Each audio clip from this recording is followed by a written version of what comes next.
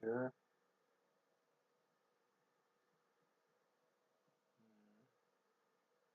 Че такое?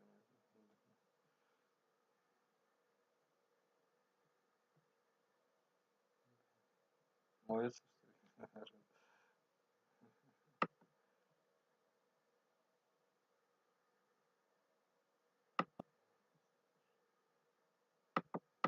Ну ладно, сейчас ладно.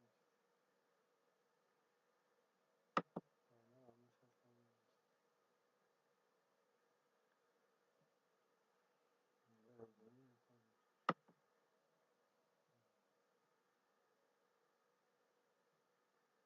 Ничего не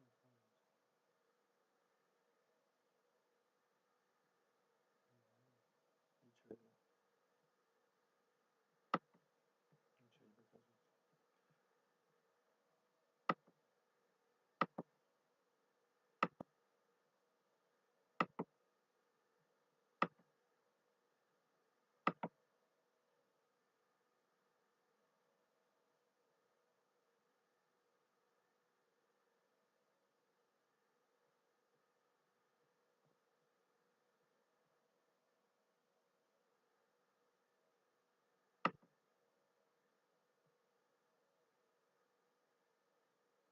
Да, да, да, вот это, кстати, его, да.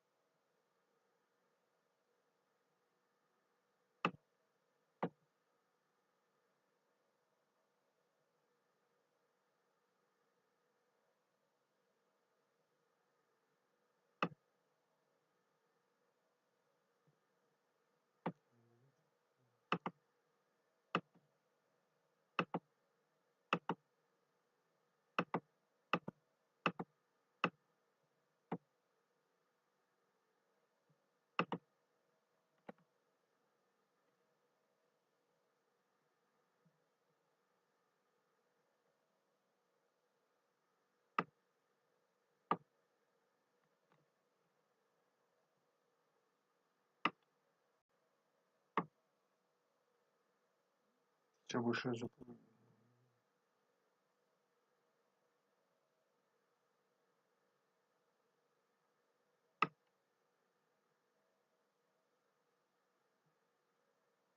Серьезно? Большой объем. Да нет, да, да, да.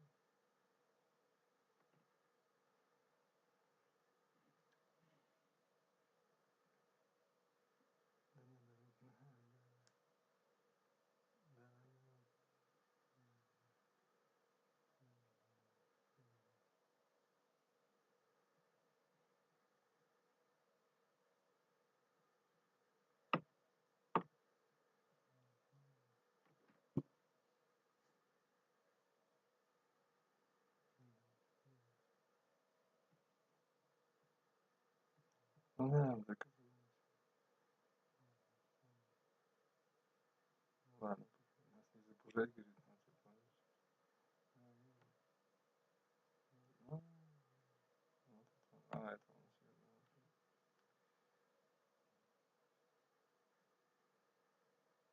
Ну да. А, нет, понимаете, что я.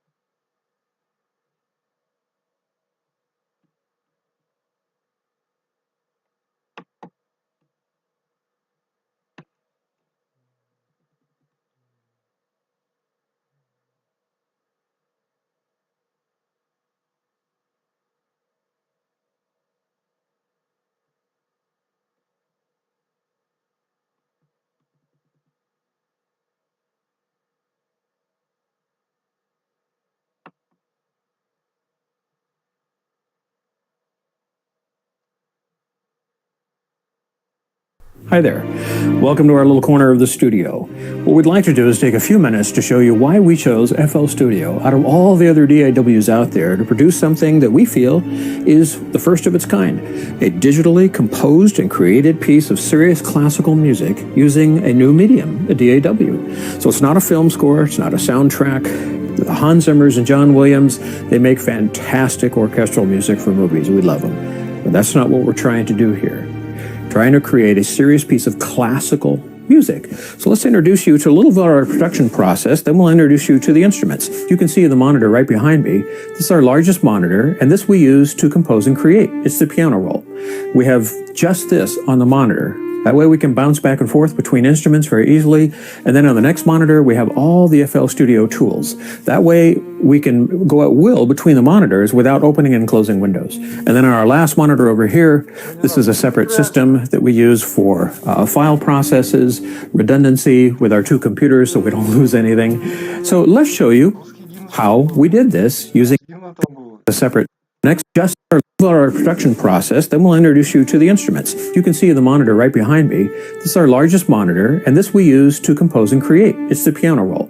We have just this on the monitor. That way we can bounce back and forth between instruments very easily. And then on the next monitor, we have all the FL Studio tools. That way we can go at will between the monitor. We have all the FL Studio tools. Compose and create. It's the piano roll. We have just this on the monitor. That way we can bounce back and forth between instruments very easily. And then on the next monitor, we have all the FL Studio tools. That way we can go at will between the monitors without opening and closing windows. And then on our last monitor over here, this is a separate system that we use for file processes, redundancy with our two computers so we don't lose anything. So let's show you how we did this using FL Studio. Join me. So first, let's identify each instrument, then we'll get into the nuts and bolts of how we developed this violin concerto. Let's play the first crescendo section for you. This is the first violin section, and this is the second violin section. And you can see with the ghost notes in the back, the other instruments, they're all starting and stopping at different points. They're not non-linear. After all, what orchestra of 65 people all start their notes at the exact same second or instant? This is the viola section that we process completely separately for mid-range, the bass cellos, and then the lower bass. Why do we have a lower bass? Well, if you go to a concerto and you hear a whole orchestra, the lower frequencies tend to get lost the further back you are in the auditorium. If you're sitting in the front of the stage, that's great. Lower for a second. After instruments, second violin section. This is the first. This is the first violin section, and this is the second violin section. And you can see with the ghost notes in the back, the other instruments, they're all starting and stopping at different points. They're not non-linear. After all, what orchestra of 65 people all start their notes at the exact same second or instant? This is the viola section that we process completely separately for mid-range, the bass cellos, and then the lower bass. Why do we have a lower bass? Well, if you go to a concerto and you hear a whole orchestra, the lower frequencies tend to get lost the further back you are in the auditorium. If you're sitting in the front of the stage, that's great. Or if you're the bass cellist on the stage playing it, then you hear it. So that's why we have these frequencies here. Next, let's show you the quietest portion in the violin concerto, because these notes really had to be laid down carefully so it sounds as natural as possible. So let's play it and we'll identify what's going on. So you can see the notes here. These are the legato or sustained notes, and these are the esperanto notes. And the starts and stops aren't blunt to make it sound as natural as possible. Same thing with the velocities. You can see the velocities pretty even here, but very different down here. We'll show you why. So let's start and we'll play this and identify it. The starting and stopping is all different.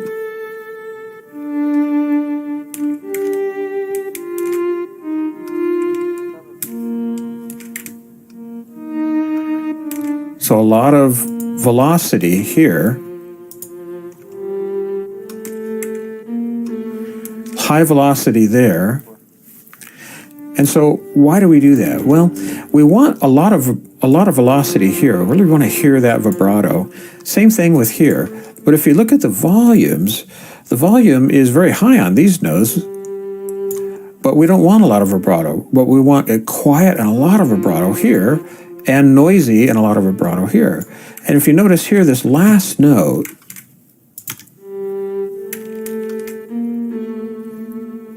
so we varied the volume a lot, made it very choppy and ugly looking.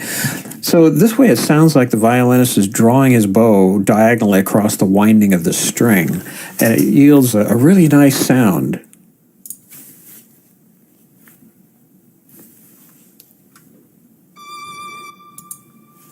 So in this section, we have all three expressions. We have the legato here, we have the esperando here, and then we have the staccato here.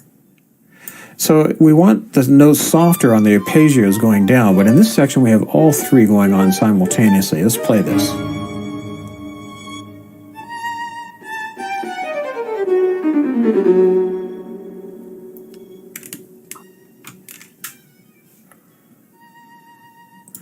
So in this case, we've got all three of these expressions. The nice legato here, and then the esperando, a little harsher. But on this arpeggio here going down, we want these notes soft and lilty, but then the closing notes get angrier and angrier, and then they really start harshly there.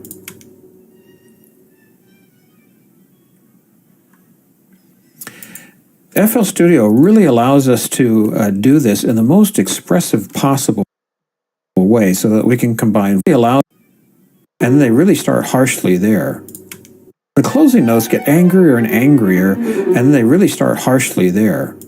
Harsher, but on this nice legato here, and then the esperando, a little harsher. But on this arpeggio here going down, we want these notes soft and lilty, but then the closing notes get angrier and angrier, and then they really start harshly there.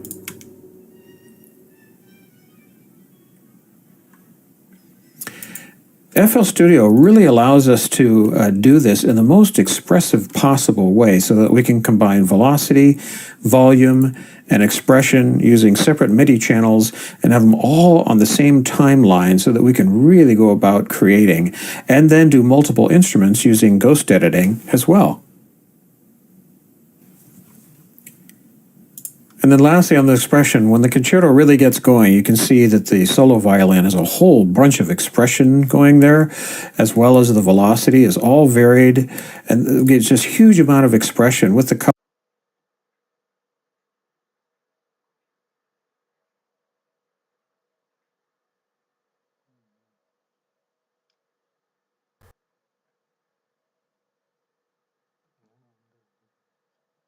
color coding and all the different instrument expressions, so that we can get as most as possible. Here's an example of that. Isn't that great? So let's play the conclusion of this, and that way you can see exactly how it all fits together at the very end of this concerto.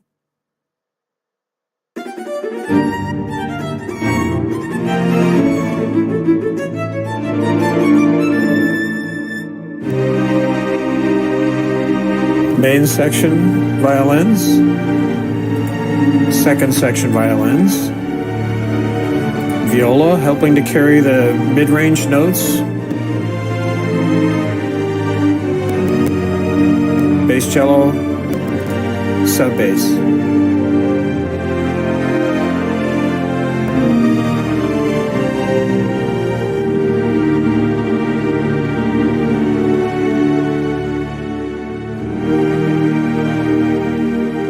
Then the final violin.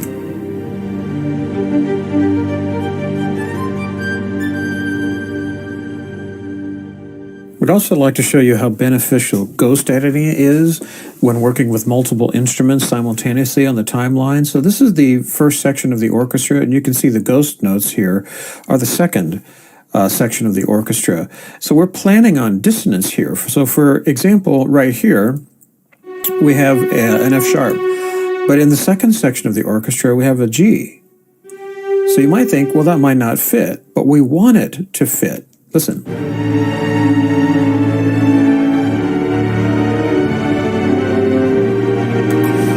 So we want this dissonance here. And having ghost editing is perfect for us to be able to see the main orchestra, and then the secondary part of the orchestra all at the same time, the first section and the second section. And this way, when we worked in this particular composition with pivots, sometimes we had the treble strings leading out ahead of a note slightly, ahead of the bass strings, and then later on we did it in reverse. And this way it allowed us to do both at the same time while editing. So if I play here using the playback wheel, you can hear that dissonance. And ghost editing is just perfect for this.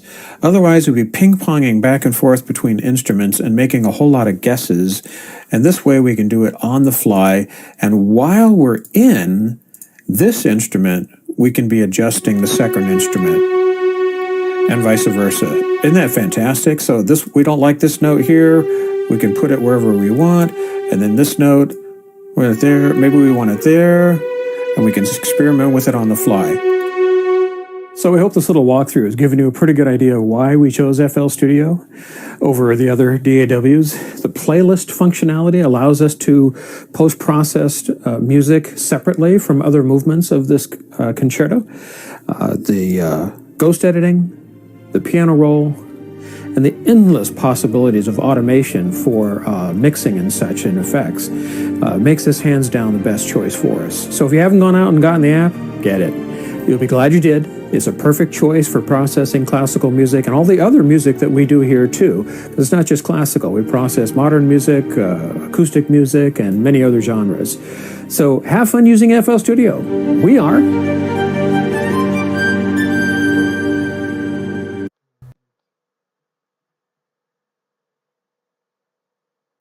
don't break down, we rock it down. Rock it down.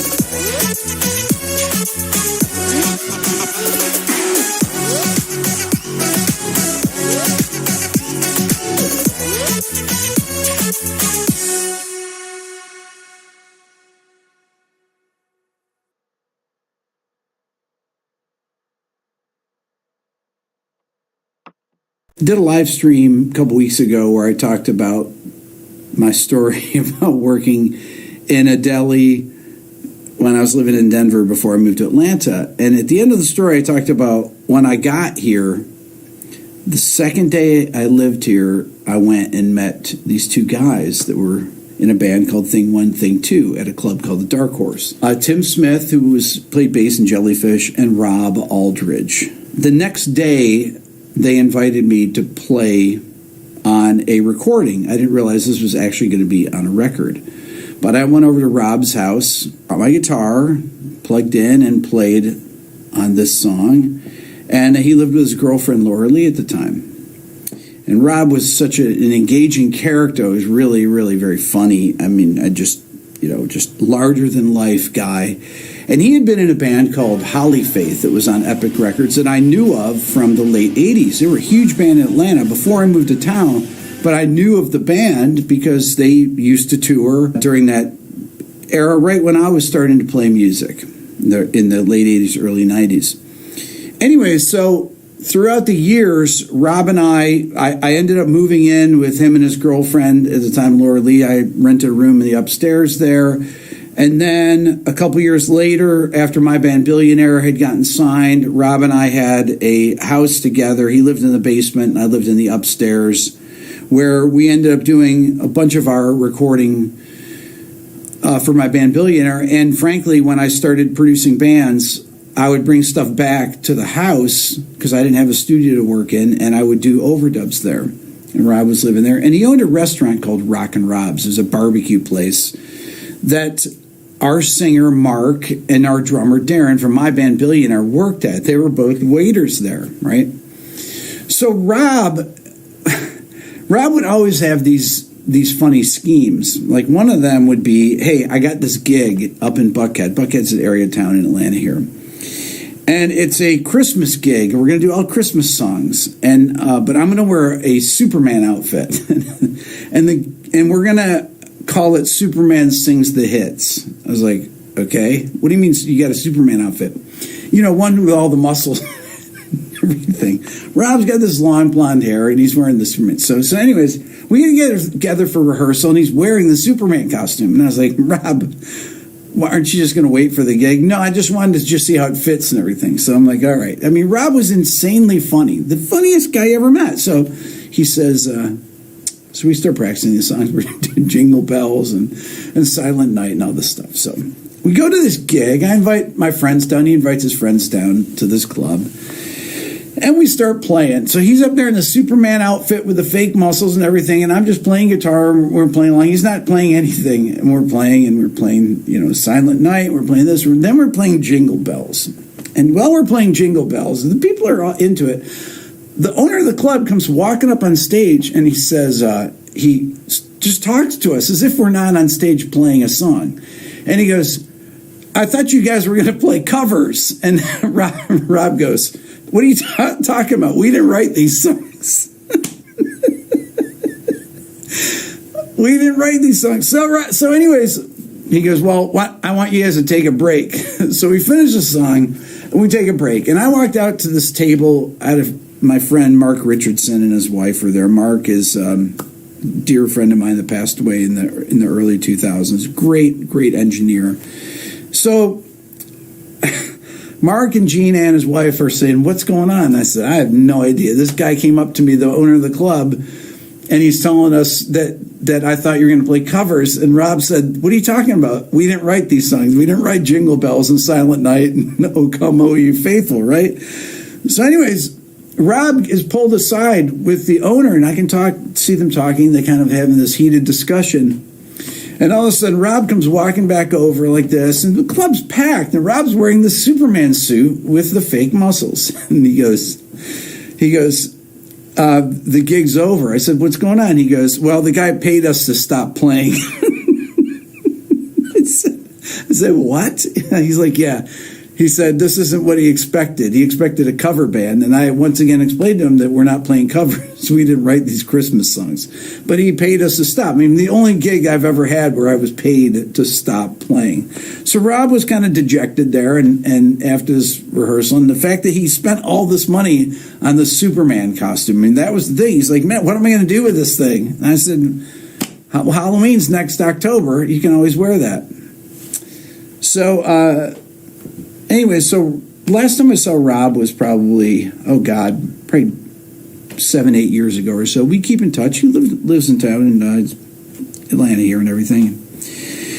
And I really, anytime I would see him, he was always the most fun person, the life of the party, just an incredibly, hysterically funny human being. Super talented singer. That was the thing. Rob had this amazing voice, just beautiful. And he and Tim Smith had their band, Uma Jets, that I played in. We did a record. We did a record that Roger Manning from Jellyfish actually produced and played on. And that was the first band I played in Atlanta. And the record is actually on Spotify. And just look up Uma Jets, Umajets. Rob passed away just a few days ago. I got the word from, I just started getting texts from friends of mine, just out of the blue. I knew Rob had been sick with diabetes for a long time. And he was 55 or 56 years old. His eyesight had been failing, I knew,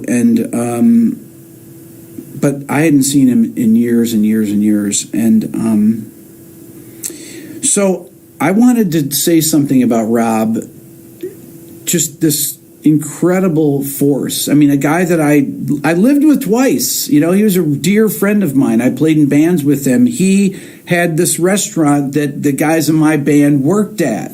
He was the owner, making barbecue every day and talking to the customers, and was this just just incredibly warm, hilarious person. And Rob had his demons. He did. I mean, this wasn't an unexpected thing, Rob's passing. But I don't want to focus on those. And I wanted to play a song from the Umajets record. It's really tough for me to talk about. I just want to play it. And it's called Weary Eyes. And Rob sings the first part, and then Tim and Rob harmonize together. But it's beautiful. This was always one of my favorite songs to play. This is Rob here. Well, I noticed you noticing me. I didn't want you to notice me first, notice you. So why do you look strange when you see me? Is it the emptiness inside that you hide? Oh, man. My weary eyes can't believe all the circles and squares beneath. Oh God, am I falling to pieces?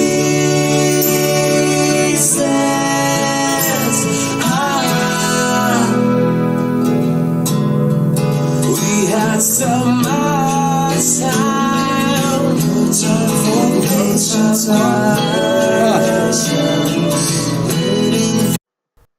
Hey, what's up? This is Alex. Today I want to clear one huge misconception about one question I'm often asked by, my students during private lessons or by, people on my YouTube channel, which goes something like, hey, Alex, I would love to compose music like yours, but do I need to have thousands of orchestral libraries? Do I need to spend thousands of dollars on, gear and orchestral libraries to do that? And the actual answer is that, no, you don't need to have, lots of libraries, and you don't need to spend thousands of dollars to write decent orchestral music. You can even do it by only using one library, which is what I did here. To write this track, which is an example of, what I want to say today, I only use Berlin Orchestra Inspire. It's not as impressive as my other tracks because of reasons I'm going to mention later, but here it is. Here is what it sounds like, and I only used one library to write it.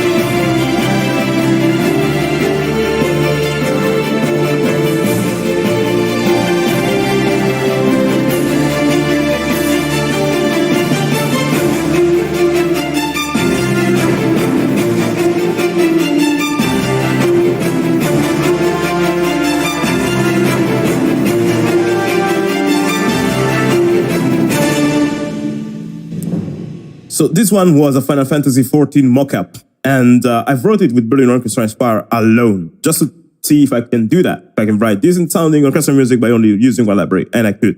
I only use Isotope Ozone on the master. Now, I wanted to make this video because it's like beginners fall into a huge trap, which is before they start, they ask, composers they admire, hey, which libraries do you use? And they either buy or they get those libraries by other means. And when they do that, they have like a huge collection of libraries, but they have zero skills because they are beginners. So even with those libraries, their music sounds like crap. And they don't understand why. The reason why is, of course, skill. Like when you write music, you like the result that you get, like your songs are a result of the multiplication between your level of skill and technique and etc. and the quality of your libraries. Which means if your skill is 0, doesn't matter if you have the whole 8-dio catalog and all the libraries. If you have all of those and your skill is 0, you're still gonna get 0 as a result when you compose music, and that's not good. On the other hand, if you're super skilled and you only use cheap libraries you got for free because you don't want to invest in your libraries, and the quality of your libraries is then 0, that means that your skill multiplied with those libraries is still gonna result 0. What do I mean by that? You need both. You need skills and you need good libraries. Of course, if you have average skills and you have great libraries, that's gonna help because you get a higher number with that multiplication. And better libraries always have. They help you making things sound better on the go and stuff like that without having to tweak them. But only limiting yourself to only one library is good because, for example, say I have Berlin Orchestra inspired, and say I have this part here, and I want the strings to sound better. I'm not pleased with how the strings sound. One thing that people tend to do when this problem occurs, a problem like this, is, let's find a better string library. And if they have made the mistake of pirating the library, which is a mistake, believe me, and maybe I'm going to make another video about that. But if they made the mistake of pirating all the libraries, they have a huge list of libraries they can choose. So if they have the strings and they don't sound good, they're just going to pick another library. They just change, and that's it, because they can do that. Or people maybe spend the money and they buy lots of libraries so they can change, and they don't need to apply production techniques to make the strings better. But say you're a wise person and you think, all right, I bought this, I put my savings into this, so I'm gonna learn how to use it to the best of its potential.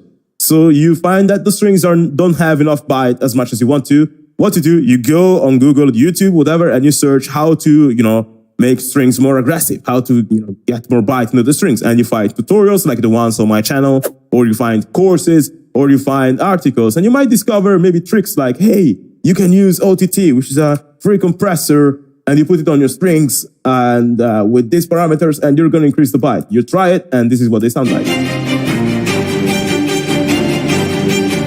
Way more byte than this. And suddenly you have your byte, and you try it.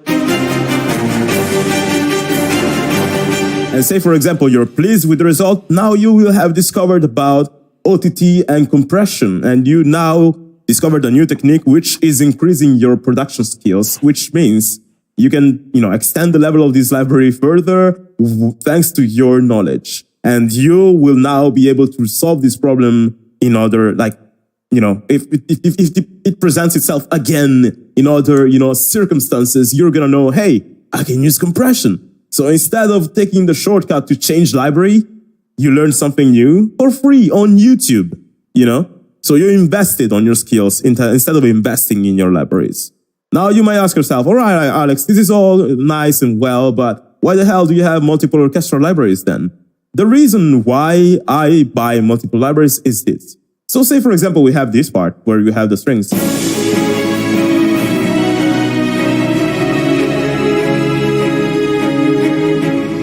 So the string, ba ba ba ba ba ba ba ba, that's the main melody they're playing, right? But it kind of blends in with the rest because in Berlin Orchestra Inspire, what you have is, the full orchestra as, as an instrument. So you have strings, brass, woodwinds, and percussion, and piano, and harp. This is the type of library I recommend to get. And I mentioned this in the video, the best type of library to get as a beginner. But, if you want to get started with orchestral music, ideally you might want to get a library that has all the main orchestral instruments into it, so you don't need anything else. You might get as a library I recommend to get. And I mentioned this in the video, the best type of library to get as a beginner. But, if you want to get a video and harp, this is the type of library I recommend to get. And I mentioned this in the video, the best type of library to get as a beginner. But, if you want to get started with orchestral music, ideally you might want to get a library that has all the main orchestral instruments into it, so you don't need anything else. And that's why I recommend Berlin Orchestra Inspire. There's also Albion 1, there is Metropolis Arc 1, there are many libraries like this one. But Berlin Orchestra Inspire is the one I picked for this example. Now, the issue with this library, say I only had this one, I only had Berlin Orchestra Inspire. The problem with it is that it has limitation, and the biggest limitation of it is that it's only based in ensembles which are pre-prepared and stuff like that. I don't have, like, for example, a patch for, first violins and a patch for second violins and a patch for cellos and one for basses. I have high strings, low strings, violins 1 and 2, stuff like that, and ensembles. So I cannot split the instrument independently from each other. And this is one of the limitations of Berlin Orchestra Inspire, which means that all of my strings are going to be ensembles. So in here we have that melody, ba, ba, ba, ba, ba, ba, ba, ba, ba. In the original track, which is from the composer of Final Fantasy XIV, that melody really stands out in this part because it's played by solo cellos and solo violins, which have a way different sound from ensembles. So if I want this track, like this melody, to stand out, it makes sense to use those, soloist instruments instead of ensembles, because if I only use ensembles, I am also using them for harmonies and stuff like that. And even if I doubled that melody, which I did, I doubled that melody on different octaves, it's still played on ensembles, which have the same type of sound, so it blends in with the rest, and it doesn't really stand out. That's why the original composers used solo cellos and solo violins. And Berlin Orchestra Inspire doesn't have solo cello and solo violins. And no matter what tutorial I'm going to search online, I'm never going to find a way to take an ensemble, a visual ensemble, and convert it into something that sounds like a solo violin or solo cello. You cannot do that. So then it makes sense to go on Google and search best solo cello library for this price. And I maybe find Tina Guo solo cello from Cine Samples, then I go there and I buy it because I know that library is going to break one boundary that right now I cannot cross with, any types of music production knowledge or any with the library I have. So that's when I buy new libraries, when what I currently own is either slowing me down a lot or when it simply cannot do what I want to do. So in this case, Berlin Orchestra Inspire cannot give me a solo cello sound. So I buy a solo cello library. That's why I have Tina Guo solo cello. Or maybe this whole song, maybe I want the brass to be more powerful here. I can just do that by adding OTT, but the thing is that when you tweak sounds like this, you add compression, you add aggressive EQ to brighten the sound up and stuff like that. You cannot twist the nature of the sound. And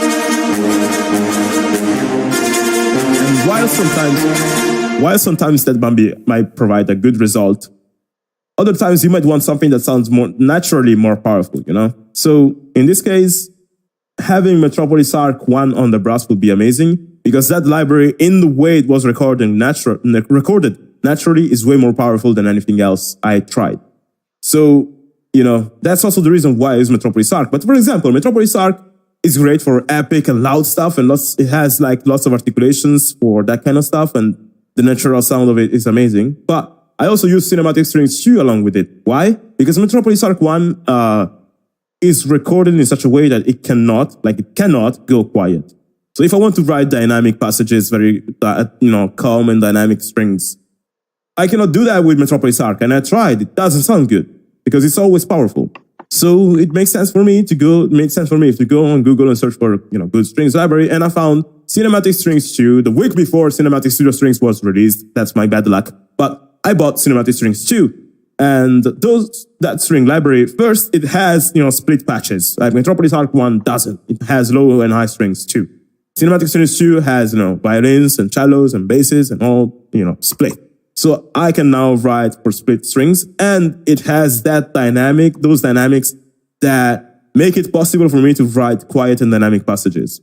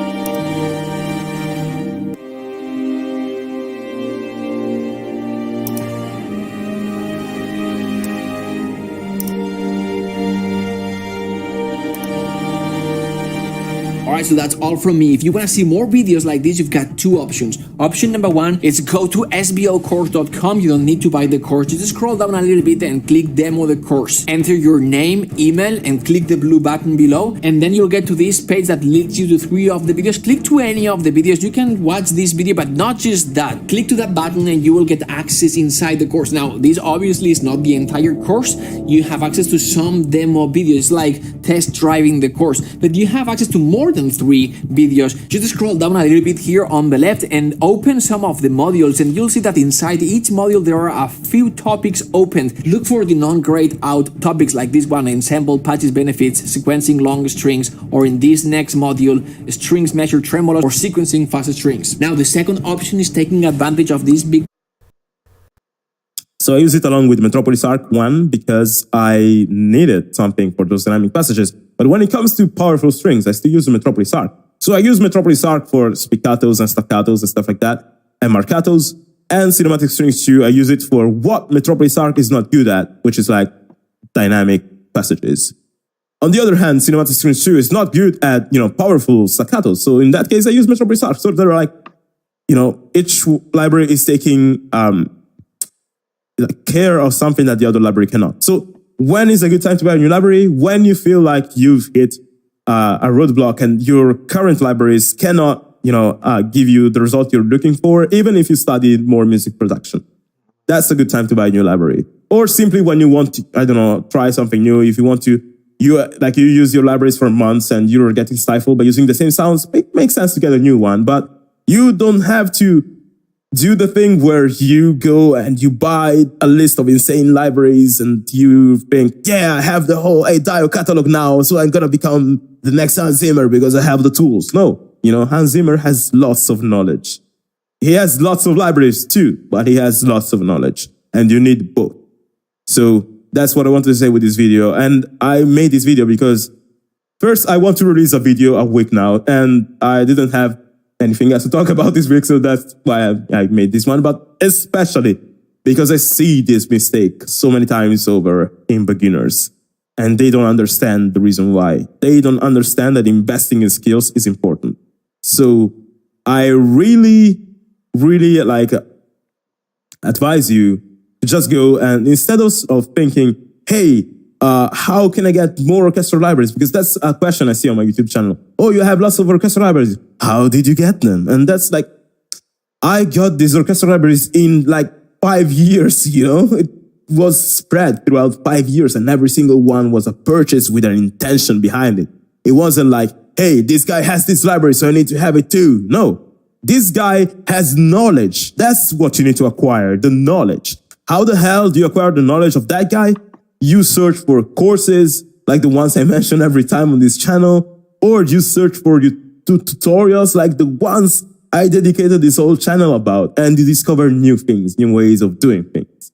And now you have a bit of the knowledge that guy has. So when you will find yourself composing again, you will notice you write better music. Another way to learn a lot, which has helped me in the past so much, is writing mockups. And with mockups, I mean things like this, like take another composer's track, rewrite it entirely by ear as it is, or try to write it as it is, and then add other things on top of it, like I do. In this case, I just rewrote the track as it was, but my way of doing things is like taking a track, analyzing it, rewriting it by ear, and then adding lots of stuff to it. So I did that for my remix of The Landing. I did that with my Cuphead remix, which is like the original track is like a swing track, and I made it like a Western orchestral track. So, the idea behind it though is always analyzing other composers' work, because when you do that, it really leads you to discover lots of things about orchestrating and arranging, and that knowledge is what makes a great composer. So that's pretty much why I said in the beginning of this video that piracy can be a mistake. It can backlash on you because it imposes upon you the mentality of, oh yeah, I have so many libraries, I'm just going to go through all the presets and find the one that's right for me. Instead of, focusing on your skills to the point that you can make each preset right for you, So, I'm not only talking from a moral standpoint. I'm not here to impose morals upon you about piracy and whatnot, but from a logical standpoint, it hurts you. And it hurts, the sample library developers as well, but it hurts the growth of your music the most. So it makes more sense to only buy libraries, and to buy a few and really invest your time into making those libraries sound good, because it saves you money first and it makes you better as a composer second, which are two huge bonuses, right? So if you want to learn more about how to make your libraries shine, there are lots of tutorials on this channel, which I published throughout the course of this year, that can help you a lot if you haven't checked them out. And if you have checked them out, I'm sure there are many you might have missed. So go back and check out the tutorials on this channel. And also, if you want to analyze my tracks, like you want to get access to the multi-tracks and the MIDIs to import.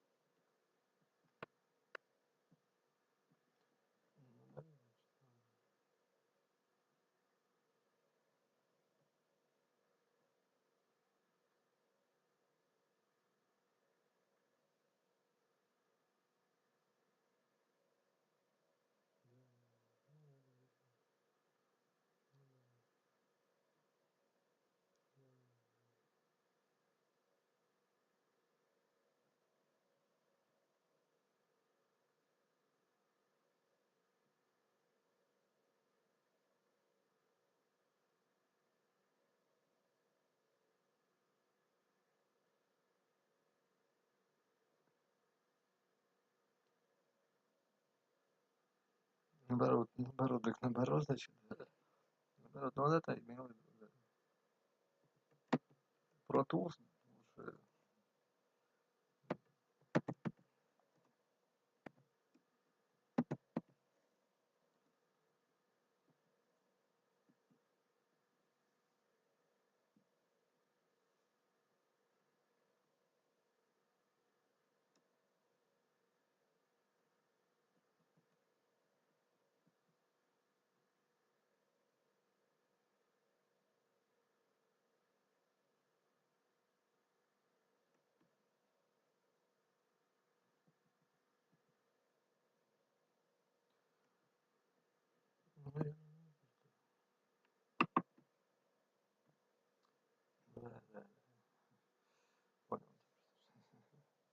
Наоборот.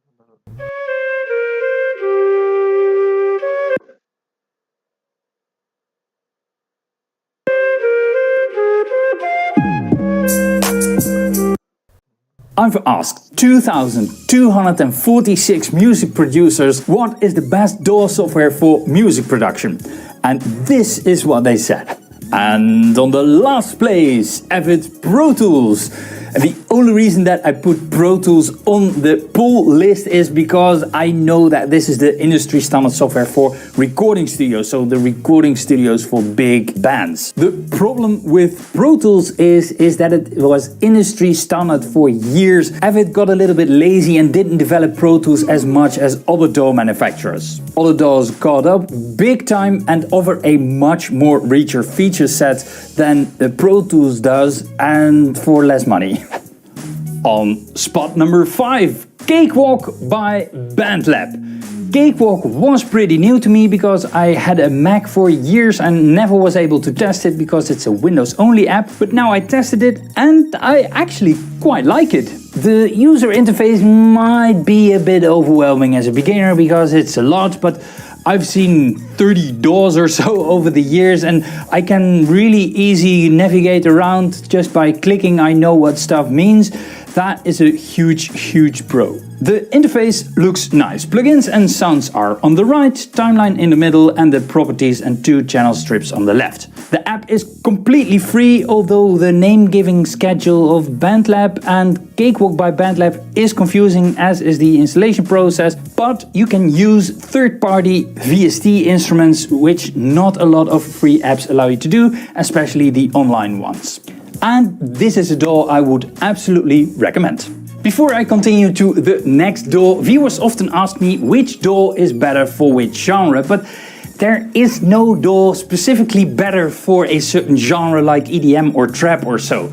Basically, every DAW can do the same thing, but in a different way. Hits are produced with every DAW in this list, and if any of these DAWs wouldn't suffice, music producers wouldn't use it. On my shared 5th place with Cakewalk is Apple's Logic. And when I think of Logic, I think of bugs, bugs, bugs, bugs, bugs, and bugs, and the frustration of Apple not fixing them. The software is very responsive and looks gorgeous. I like the fact that you have 2 channel strips on the left side of the screen, just like you have with Cakewalk. The amount of stock plugins in Logic is pretty extensive, but nothing to write home about in terms of quality or functionality. I hate the system overload messages when you choke your CPU. Any other DAW crackles a little bit, but in Logic you have to press spacebar and then enter to get the message away, spacebar, enter. That is annoying. Some personal pros and cons. I'll start with the pros. It has support for ARA or ARA plugins. You can open GarageBand files, which is the free little brother of Logic, and it has integrated voice pitch correction. Some cons. Well, the track freezing works incredibly annoying and time stretching works annoying. Logic is very complete for its price, $200, but it is only available for the Mac and not Windows. On number 4 in this list, Mario Paint. And Mario Paint is probably one of the oldest DAWs in this list. It was originally developed in 1992 by Nintendo. I'm sorry, I can't do this with a straight face. Then on the real number 4, a dinosaur of a DAW, originally released in 1989, Cubase. To use Cubase you have to use a USB dongle, even for the trial version. They just don't want you to test out the software. For the B-roll I stuck with the free Elements version. You first have to create a Steinberg account and confirm it with the code you get via email. Then they send you a download link via email. The download leads to a website that lets you download the assistant. When you download the assistant, you have to authorize the assistant in your browser. Once the download is done, nothing happens. Open the folder, there is a program that you can install. And it doesn't work either! I really tried, but they really don't want you to test the software. And when I look at Google Trends, I'm apparently not the only one that is frustrated. Cubase is $600 without the dongle, and then pray on your knees to God that you can run the software. There are a lot of programs out there that do something with audio, but that doesn't make them DAWs. I'm talking about audio editors like Audition and Audacity, which a lot of people mistake for DAWs. Although technically, yes, you could create a song with it, but it is not very convenient and it is very time consuming. And on place number 3, a DAW that I was really surprised to see on this spot, because a couple of years ago nobody has heard of this DAW, and in a short time it conquered the DAW market, Studio One. The amount of integrated stock plugins is extensive, so everything you could possibly need is already in the DAW, but yeah, I'm not really a fan of the integrated synthesizers. However, Studio One has a lot of stability issues on both Windows and on Mac. Literally, the first start of Studio One on this brand new computer was a crash of Studio One. Support tickets are often not answered, and if they are answered, their standard response is always, it's the plugins, it's not us. Also, the GUI becomes very sluggish and unresponsive when projects are getting bigger, so finishing songs in Studio One is an absolute nightmare. I name a few things I like about this software. First of all, the search feature for plugins, presets and files. Also, you can drag and drop your plugins on your project. Also, the editor clips stick really nicely to the grid. Then the preview file browser with auto tempo adjust to your project. I like also the scratchpad just to try things out. Automation, right click on a point and just enter a value. Then the range tool from Pro Tools, so the upper section of a clip means something different than the lower section of a clip when you hover over it with the mouse. With one you edit and with the other you grab the clip.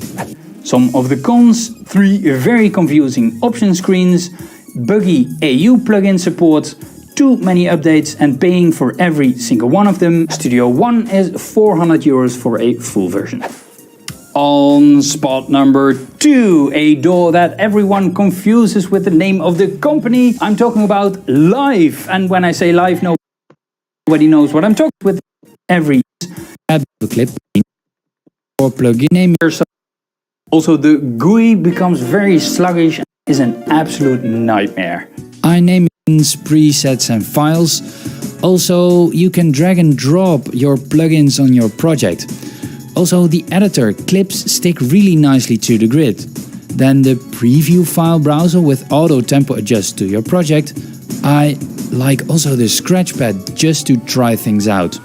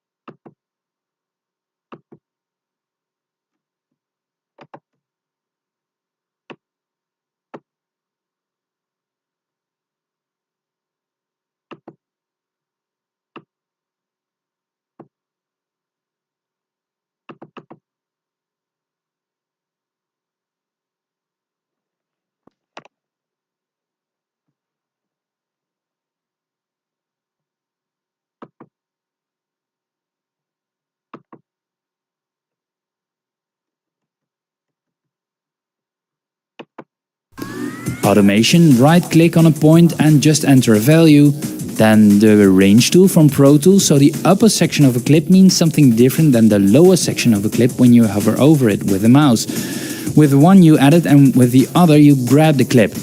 Some of the cons: 3 very confusing option screens, buggy AU plugin support, too many updates and paying for every single one of them. Studio One is €400 for a full version.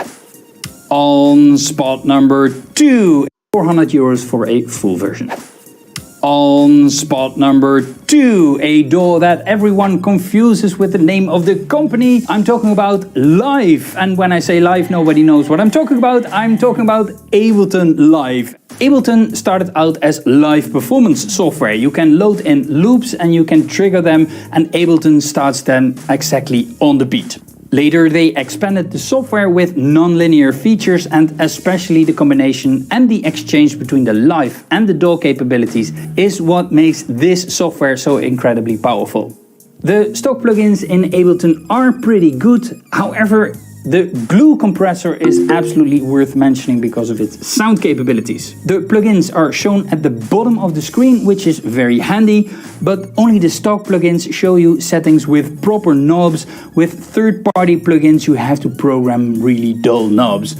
The plugin pane is not resizable, however. It is there or it's not, but when it's there it takes up a lot of space. Personally, I like the workflow of Ableton a lot, and I think it's one of the easiest DAWs to start with as a beginner. It's fast, easy to use, and it doesn't seem overly complicated, while all the features when you become a pro are still in the software. The editing works super smooth and the cursor on the timeline is heavenly to work with. It's a little bit like Lego blocks and the snapping on the grid is super on point. Some personal pros and cons. I'll start with the pros. The layout of the user interface and the time stretching is really easy. Two cons, the dated looks of the user interface and it is incompatible with Wacom tablets. If you would ask me for a recommendation, I would say Ableton Live. I revisited the DAW for the making of this video and I can't stress enough how much I like this DAW. Ableton is one of the more expensive DAWs out there and it is available for Mac and Windows. The complete version is around 600 euros. The list in this video is by no means a complete list of all the DAWs out there, so let us know in the comments what is your favorite DAW or which DAW are you considering, and then at least name 3 pros and 3 cons so it is really useful for people to read over the comments. And then on number 1. FL Studio. FL Studio is the most used DAW on the planet and the favorite of many big EDM producers like Martin Garrix, Mesto, Afrojack and formerly Avicii. Those are all Dutch or, well, at least European guys. Some producers don't take FL Studio very seriously because it has a somewhat unconventional workflow. Some hate it, some love it. I personally can't work with the software. I find DAWs like Ableton Live or Logic much more intuitive, and because of that unconventional workflow, I think it is much harder to switch to another DAW later. Some personal pros and cons. I'll start with the pros. The integrated step sequencer to help you with making drums quickly. The easy to use sound goodizer to make your synthesizer instantly sound better with compression and saturation. The cons is the 100 tutorials you need to watch to get started. In contrast to other DAWs in this list, it is not necessary to buy the full version to get every feature you need.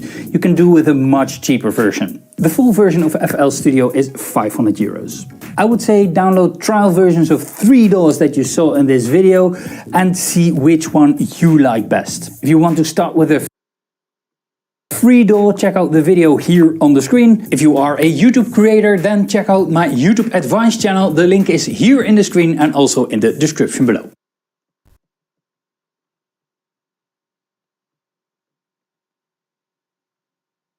I made this song in 2 minutes using my MIDI pack.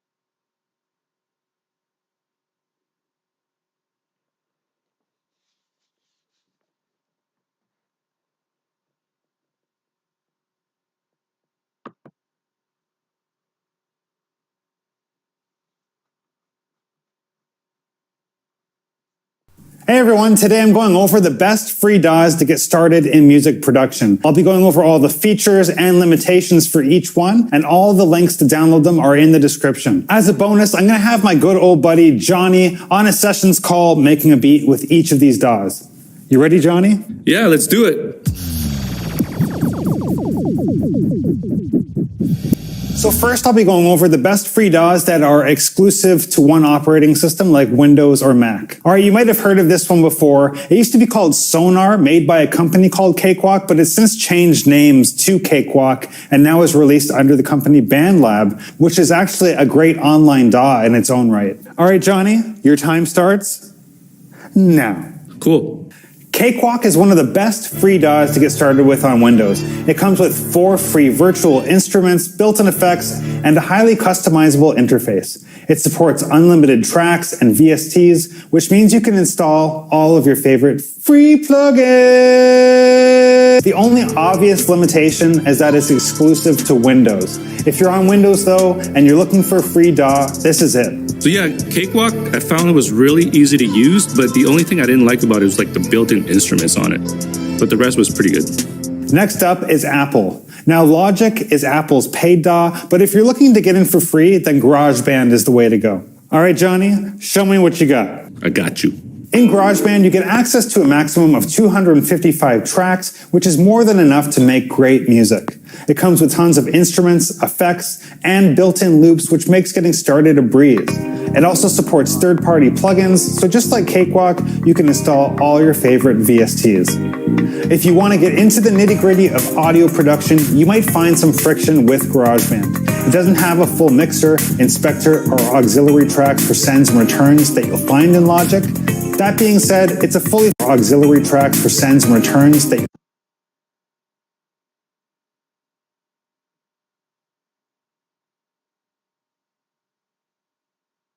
find in Logic. That being said, it's a fully functional DAW that's capable of producing professional sounding music. GarageBand, really easy to use. It's free, comes with a lot of sounds. The only thing that I think that's missing is a proper mixer. Like I like to mix things with proper faders on it, like other DAWs, but that's definitely a thing. But it's free though, so it's still good.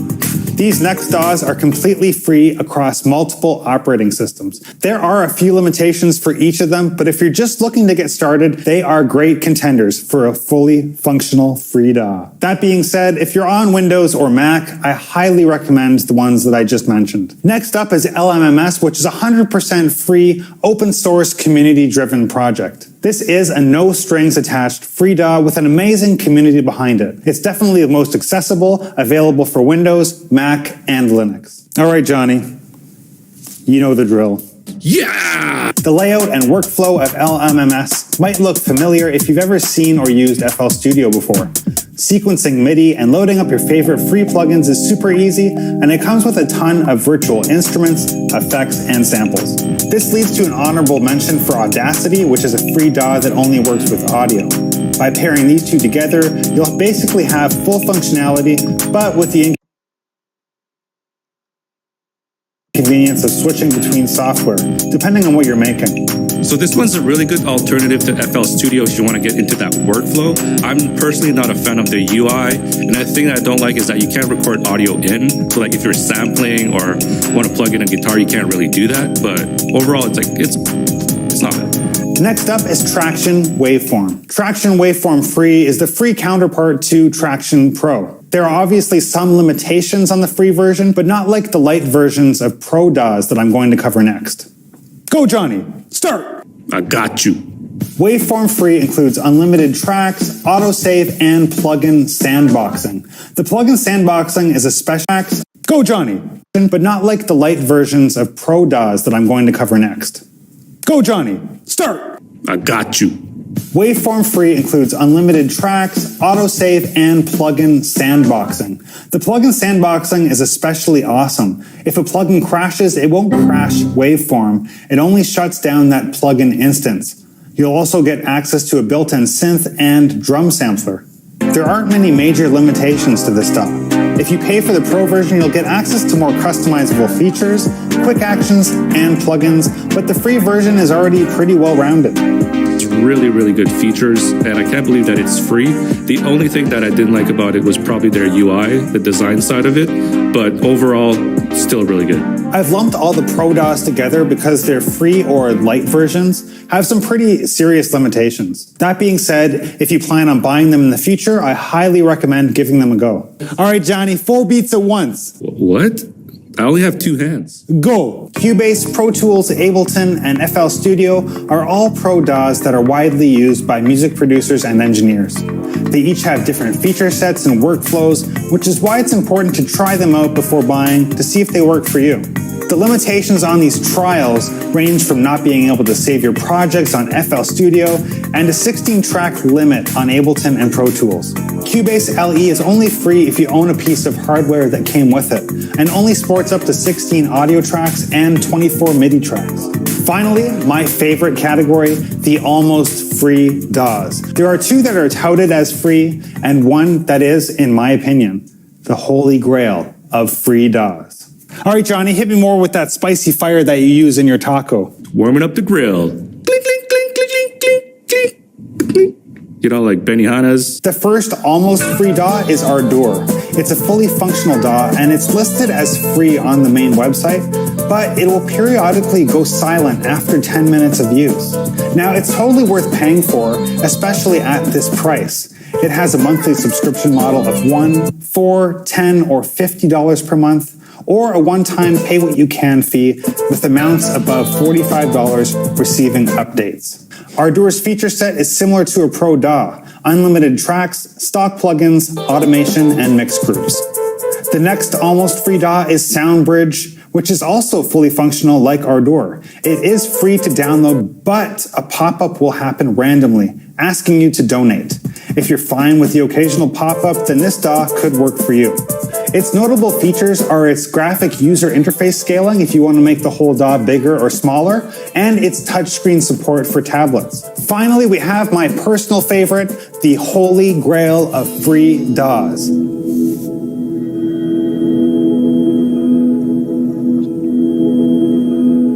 Reaper. While this DAW is not technically free, its trial length and price are more than enough to earn it a spot on this list. From the time you download it and install it, Reaper gives you a full free 3 months, 90 days, to try it out. After those 90 days are up, you can just continue evaluating it, but I highly recommend paying the measly $60 for this fully functional Pro DAW. Honestly, Reaper is hands down the cheapest, most customizable, fully functioning DAW available today. There are no caveats. I highly suggest trying it for 90 days and paying for it afterwards. And no, Reaper did not sponsor this video. Man, you're such a suck-up. I hate you. Well, I hope this video helped you discover what free DAWs are available. Let me know in the comments below which ones you've tried or if you plan on trying them. Also, I might have missed a couple, so let me know which ones I missed. I'm sure I missed some and I've made a bunch of people mad. But no one's ever happy. Don't even start typing. Don't even start typing that I missed one. Like, oh, we released this yesterday. Why didn't you put it in the video? Listen, I don't have a time machine. The DAW is not a time machine. It's not magic, you know? Go back in time, fix this, re-edit the video, re-upload it, everything. But no, you can't just do that. It's a video, you know? Why would you think I can change the video for, huh? I know that I covered them all, but no, you can't. Don't look at me like that.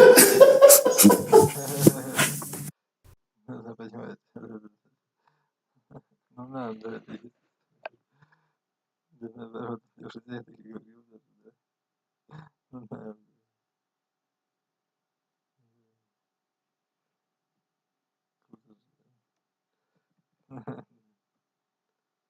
Пусть. Возит. Возит.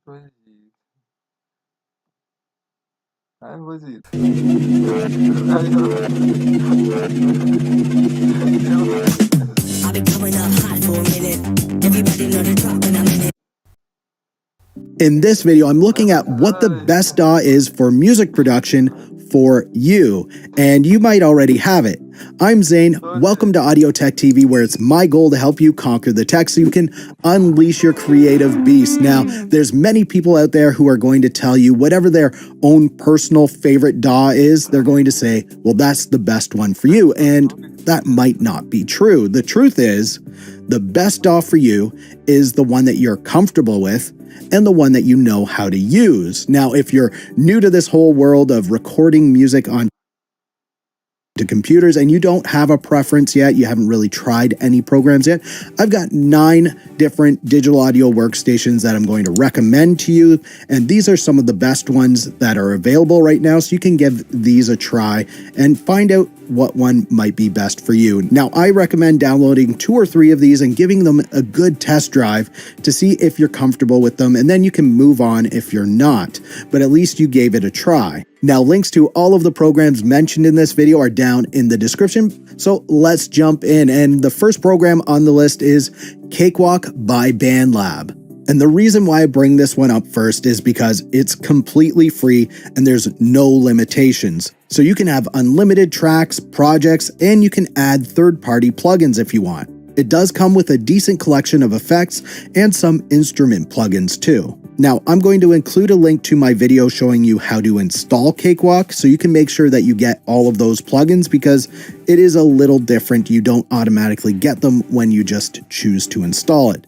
Now, the user interface of Cakewalk by BandLab is fairly traditional. It's similar to like a Pro Tools style user interface, and it also features a lot of pro features, so you can go pretty deep into this program if you wanted.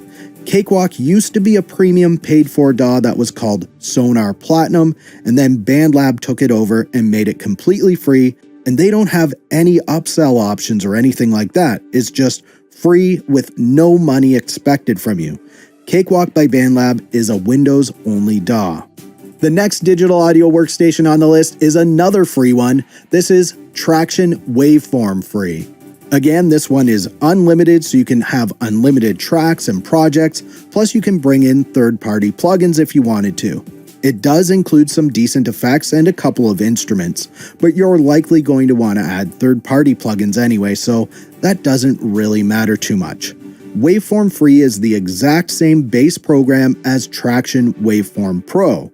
The difference is that Waveform Pro includes some added instruments and some advanced features, but not having any of those things are going to hinder your music creation at all. Those are just kind of bonus things. So don't think that going with Traction Waveform Free is going to make you miss out on anything that's important. And if you wanted to upgrade to Traction Waveform Pro, it actually doesn't cost a lot to do that either. The user interface of Traction Waveform is a little different. Now, they deliver everything that you need on a single screen, so you're not hopping around from screens or anything. It's all right in front of you when you need it, and I really like this approach as it allows